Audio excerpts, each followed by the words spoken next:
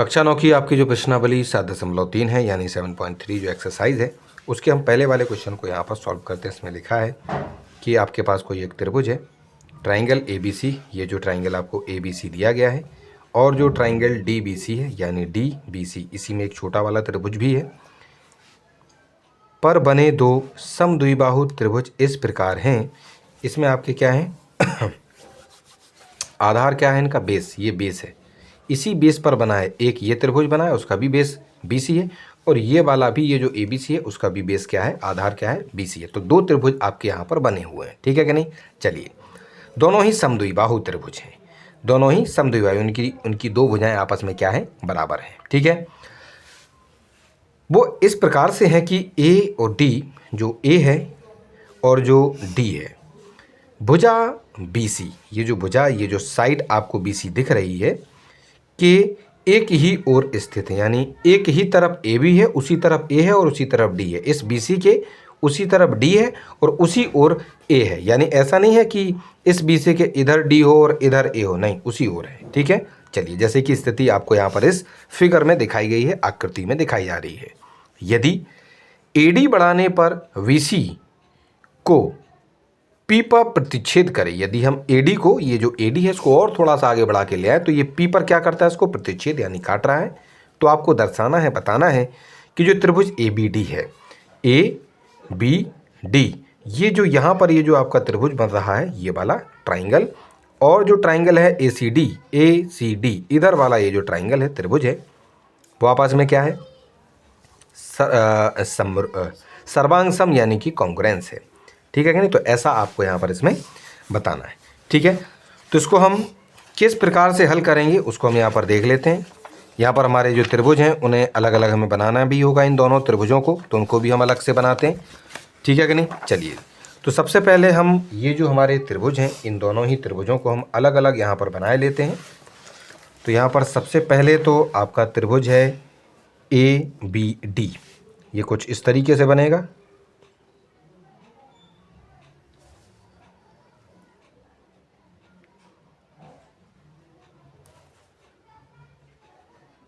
कुछ इस तरीके से इसको बनाना पड़ेगा, मतलब ये ऐसे लाइन जा रही है, तो यहाँ A लिख देंगे हम, यहाँ B लिख देंगे और यहाँ पर D लिख देंगे, ठीक है। और यहाँ पर आपका इसी प्रकार से यहाँ पर भी एक जो त्रिभुज है, स्केल से ना बनाओ तो ऐसे ही दिक्कत होती है।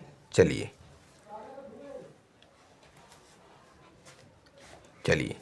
तो यहाँ लिखना है आपको AD और C, या ACD भी आप कह सकते हैं, या ADC भी आप इसको बोल सकते हैं, कोई नहीं। चलिए, अब इन दोनों त्रिभुजों में हम क्या करेंगे कि इन दोनों त्रिभुजों में क्या करना है कि AB और AC, देखो, क्योंकि ये जो ABC था, ये जो ABC त्रिभुज है, ये आपका समद्विबाहु त्रिभुज था। तो यहाँ पर समद्विबाहु त्रिभुज है, यानी इसमें AB और AC जो साइड है, यानी ये जो AB है और ये जो AC साइड है, ये दोनों की दोनों साइडें आपस में बराबर हैं, ठीक है।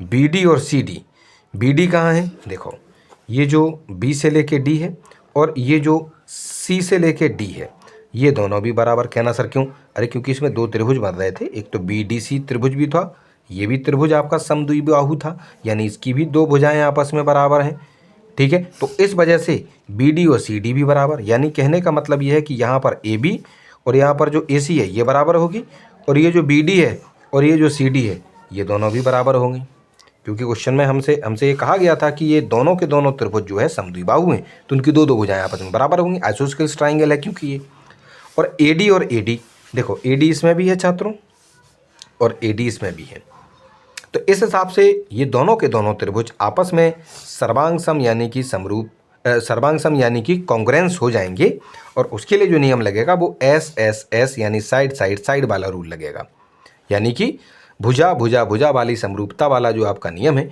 उसके हिसाब से दोनों के दोनों, समरूपता नहीं, सर्वांग समता का नियम, कक्षा 10वीं की चीज़ याद आ जाती है बीच में, ठीक है कि नहीं। तो वहाँ पर क्योंकि समरूप के बारे में बताया गया तो थोड़ा सा कन्फ्यूजन हो जाता है। तो यहाँ पर ये जो दोनों के दोनों त्रिभुज आपके हैं, यानी ABD और जो ACD है, वो भुजा वाला जो नियम है उसके हिसाब से सर्वांग सम यानी कॉन्ग्रुएंस प्रूव हो जाएंगे, ठीक है जी। चलिए, उसके बाद छात्रों यहाँ पर जो आपका दूसरा वाला इसमें जो पार्ट है, दूसरा वाला पार्ट है यानी त्रिभुज ए बी पी और जो त्रिभुज ए सी पी है, कहाँ है जी त्रिभुज ए बी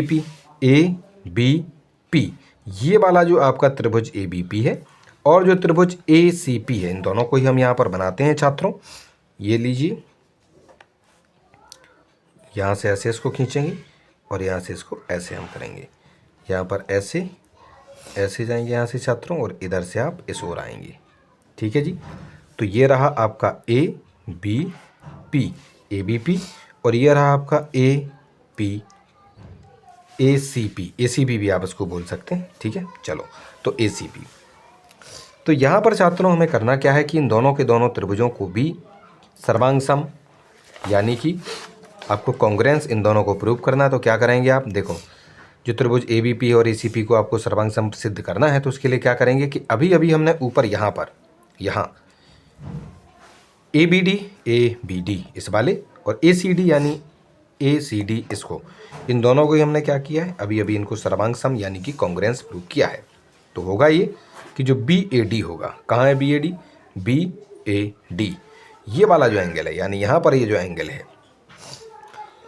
और सी ए डी यानी देखो सी ए डी ये वाला यानी यहाँ पर ये जो दिख रहा है आपको, क्योंकि ये दोनों क्या थे, दोनों के दोनों त्रिभुज जो है आपस में सर्वांग सम थे यानी कि कॉन्ग्रुएंस थे। इस वजह से सी पी सी टी की मदद से ये दोनों के दोनों कोण जो ऊपर वाले इसके हैं वो आपस में क्या हो जाएंगे, आपस में इनके आपके बराबर हो जाएंगे। कहना सर यहाँ तो ए लिखा है, यहाँ भी ए लिखा, नहीं ए नहीं है, यहाँ से देखिए आप, ये यहाँ से 20 से बटा हुआ है, एंगल ए के दो टुकड़े किए गए, एक इधर वाला एंगल है जिसका नाम हम बी ए डी भी बोल सकते हैं और सी ए डी वाला इधर वाला अलग आपका एंगल है। लेकिन ये दोनों के दोनों यानी जब हमने ये त्रिभुज बनाया था ए बी पी जो ये जो त्रिभुज बनाया था उसमें ये वाला कोण चला गया था और इसमें ए सी पी वाले त्रिभुज में ये वाला एंगल ए का ये वाला भाग चला गया था, है कि नहीं। लेकिन वो दोनों के दोनों बराबर क्यों हो गए, क्योंकि इससे पहले जो हमने उन्हीं त्रिभुजों को यानी जिसमें ये वाला और ये वाला एंगल ए का जो ये जो भाग था, उन दोनों को अभी अभी हमने सर्वांग सम यानी कॉन्ग्रुएंस प्रूव किया था। और जब ये प्रूव किया था तो वो उस एंगल ए की वो दोनों के दोनों टुकड़े यानी दोनों हिस्से आपस में बराबर हैं, ऐसा हमने सी पी सी टी यानी सर्वांग सम त्रिभुज के संगत भाग जो बराबर होते हैं उसके हिसाब से अभी अभी हमने यहाँ पर प्राप्त कर लिया है। ठीक है कि नहीं। चलिए, तो इन दोनों के दोनों त्रिभुजों में अभी हमें यहाँ पर ये जो एंगल्स हैं ये दो एंगल आपस में बराबर हमने प्रूव कर लिए हैं। उसके बाद क्या करेंगे, उसके बाद देखो अब हम इसी ए बी पी और ए सी पी इन दोनों त्रिभुजों को देखेंगे। इसमें ए बी और ए सी, देखो ए बी और ए सी क्योंकि वो तो पहले ही ए बी और ए सी क्योंकि दोनों समद्विबाहु त्रिभुज यानी आइसोस्केलेस ट्रायंगल थे, उस वजह से ये दोनों बराबर हैं। तो यहाँ पर भी और यहाँ पर भी आप एक एक लाइन खींच सकते हैं। और ए पी और ए पी, देखिए ए पी यहाँ है और ए पी यहाँ पर भी है क्योंकि उभयनिष्ठ यानी कॉमन है। और दूसरे नंबर पर बीच में ये जो एंगल बी ए पी है, देखो बी ए पी ए और सी ए पी ए, ये दोनों बराबर। अभी हमने यहाँ पर इसको देखो यहाँ पर प्रूव भी किया था, यहाँ बी ए पी। अब कहना सर ये बी ए पी का हमने तो बी ए डी किया था प्रूफ, ये बी ए डी, अरे तो डी को थोड़ा और आगे बढ़ा दो तो ये बी ए पी हो जाएगा। और क्या है इसमें कन्फ्यूजन की कोई बात नहीं है। सी ए डी की जगह से उसको डी को थोड़ा और आगे बढ़ा दिया तो सी ए पी यानी एक ही एंगल की बात हो रही है। ठीक है कि नहीं। तो यहाँ पर ये एंगल भी बराबर, तो इस हिसाब से ये दोनों के दोनों ये जो त्रिभुज हैं वो आपस में क्या है, सर्वांग सम यानी कि सर्वांग सम आपके सिद्ध हो जाएंगे यानी कॉन्ग्रुएंस सिद्ध हो जाएंगे। नियम क्या होगा, साइड एंगल साइड यानी भुजा कोण भुजा वाला ये जो नियम होगा उसके हिसाब से दोनों के दोनों त्रिभुज आपस में सर्वांग सम यानी कॉन्ग्रुएंस प्रूफ हो जाएंगे। ठीक है कि नहीं। चलिए, उसके बाद उन्होंने कहा है इस थर्ड वाले पार्ट में कि ए पी कोण ए और कोण डी दोनों को समद्विभाजित कर रहा है। यानी कहने का मतलब है कि ये जो ए पी लाइन आ रही थी ऊपर से, ये जो ए पी लाइन आ रही थी, ये ए पी लाइन जो आ रही थी आपकी, वो एक तो एंगल ए को आधा आधा बांट रही थी। ये तो हमें पता है ही कि दोनों देखो यहाँ बराबर बराबर हो गए थे, वो तो हमें पता है ही। लेकिन दूसरे नंबर पर उन्होंने ये कहा है कि जो कोण डी है, ये वाला जो कोण डी है, इस कोण डी को भी आधा आधा बांट रही है यानी बी डी पी ए और सी डी पी ए, ये दोनों भी आपस में बराबर बराबर हो जाएंगे। ठीक है कि नहीं। तो यहाँ पर इसको हम कैसे सिद्ध करेंगे, देखो सबसे पहली चीज़ तो ये थी कि जो ए पी कोण ए को, चलो ये तो क्वेश्चन है, इसको आपको यहाँ पर प्रूव करना है। कैसे करेंगे, त्रिभुज ए बी डी और ए सी डी ABD ये और ACD ये दोनों के दोनों हमने अभी अभी ऊपर यहाँ पर क्या किए थे, हमने यहाँ पर जो है सर्वांग सम यानी कांग्रेंस प्रूव किए थे, ठीक है कि नहीं। तो इस हिसाब से जो BAD है और जो CAD है यानी BAD ये और CAD ये दोनों आपस में बराबर हो गए थे। वो तो हमने यहाँ पर भी किया था BAD और CAD यहाँ पर, है ना, CPCT की मदद से, तो ये दोनों बराबर हो गए। तो इसी प्रकार से जो BDA है,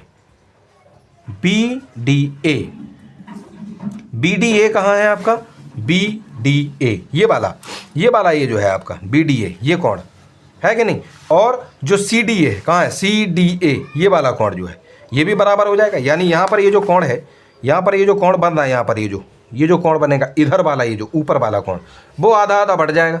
अरे जब ये वाला आधा आधा बढ़ रहा है तो इधर वाला भी आधा आधा बटा हुआ कहलाएगा, ठीक है कि नहीं। तो इसी हिसाब से कहना ये दोनों बराबर कैसे हुए, क्योंकि ये दोनों के दोनों आपका आपस में क्या थे, सर्वांग सम त्रिभुज थे, कांग्रेंस त्रिभुज थे। इस वजह से ये CPCT की मदद से ये दोनों के दोनों ये जो आपके कोण हैं वो आपस में बराबर होंगे।